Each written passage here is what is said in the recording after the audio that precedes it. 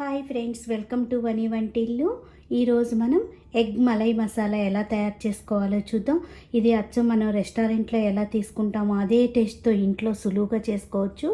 దీన్ని చపాతీ, రైస్ రెండిట్లో కూడా తినచ్చు, అంత టేస్టీగా అనిపిస్తుంది. ఈ వీడియో మీరు చూడబోయే ముందు నా వీడియోస్ మీకు నచ్చినట్టయితే సబ్స్క్రైబ్ చేసుకోండి, లైక్ చేయండి, షేర్ చేయండి, కామెంట్ చేయండి. ఎగ్ మలై మసాలా కర్రీ ఎలా తయారు చేసుకోవాలో చూద్దాం. దానికి కావాల్సిన పదార్థాలు: 4 కోడిగుడ్లని ఉడికించుకొని ఇలా పైన పెంకు తీసేసి ఇలా తీసుకోండి. 1 కప్పు పాలు తీసుకోండి, కొద్దిగా కొత్తిమీర, 2 పచ్చిమిరపకాయలు, 2 మీడియం సైజు ఉల్లిపాయలు, 1/2 టీ స్పూన్ మిరియాల పొడి, 1 టీ స్పూన్ జీలకర్ర పొడి, 1 టీ స్పూన్ గరం మసాలా, మీ రుచికి తగినంత ఉప్పు. ఇప్పుడు తయారీ విధానం చూద్దాం. మిక్సీ జార్ తీసుకోండి. దీనిలో మనం ఇప్పుడు ఉల్లిపాయల్ని, పచ్చిమిరపకాయల్ని వేసి మెత్తని పేస్ట్ లాగా తయారు చేసుకోవాలి. ఇలా మెత్తగా పేస్ట్ చేసుకున్నాక స్టవ్ ఆన్ చేసుకున్నాక బాండీలో 2-3 స్పూన్లు ఆయిల్ వేసుకోండి. ఆయిల్ వేడయ్యాక ఆనియన్ పేస్ట్ వేసుకుని వేయించుకోవాలి.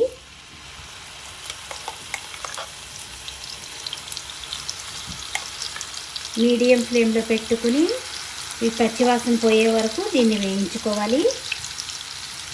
ఉల్లిపాయ వేగుతున్నప్పుడు 1 టీ స్పూన్ అల్లం వెల్లుల్లి పేస్ట్ వేసుకోండి. ఇప్పుడు ఈ మొత్తం కొద్దిగా ఆయిల్ పైకి తేలే వరకు, ఈ ఉల్లిపాయలు రంగు మారే వరకు వేయించుకోవాలి. కొద్దిగా పైకి వచ్చింది కదా, ఇది కూడా కలర్ మారి వేగింది. ఇప్పుడు స్టవ్ ఆఫ్ చేసుకుని దీనిలో పాలు పోసుకోవాలి.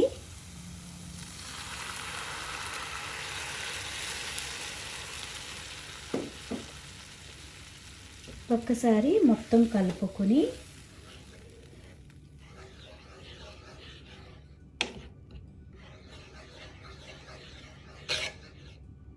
దీనిలో మసాలా పొడులు వేసుకోవాలి. మిరియాల పొడి, జీలకర్ర పొడి, గరం మసాలా, రుచికి తగినంత ఉప్పు వేసుకోవాలి. ఇప్పుడు మొత్తం ఒకసారి కలుపుకొని ఇప్పుడు స్టవ్ ఆన్ చేసుకోవాలి. ఇలా 2 నిమిషాలు ఉడికాక ఎగ్ని ఇలా హాఫ్ కట్ చేసుకోండి. ఇలా హాఫ్ లాగా కట్ చేసుకోవాలి ఫుల్ ఎగ్ని. ఇప్పుడు ఎల్లో అడుక్కుండేట్టుగా ఈ దీనిలో వేసి ఉడికించుకోవాలి.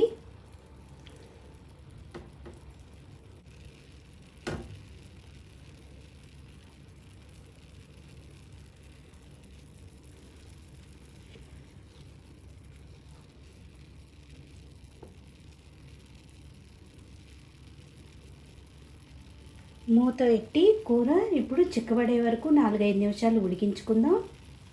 చూడండి, ఆయిల్ పైకి తేలి మనకి ఈ కూర చిక్కబడే వరకు దీన్ని ఉడికించుకోవాలి. ఇప్పుడు మనకు కూర రెడీ అయింది. దీనిలో ఇప్పుడు లాస్ట్గా సన్నగా తరిగిన కొత్తిమీర వేసుకుందాం. దీన్ని మీరు చపాతీ, రైస్ దేనిలో తిన్నా కూడా చాలా టేస్టీగా అనిపిస్తుంది. ఎప్పుడు చేసే ఎగ్ కర్రీ లాగా కాకుండా ఒక్కసారి ఇలా ట్రై చేసి చూడండి, దీని రుచి మీకే తెలుస్తుంది. ఇప్పుడు స్టవ్ ఆఫ్ చేసుకుని సర్వింగ్ బౌల్లోకి తీసుకుందాం. ఈ వీడియో మీకు నచ్చినట్టయితే ఒక లైక్ చేయండి, షేర్ చేయండి, కామెంట్ చేయండి. మరిన్ని వీడియోల కోసం వని వంటిల్ని సబ్స్క్రైబ్ చేసుకోండి. Thank you for watching.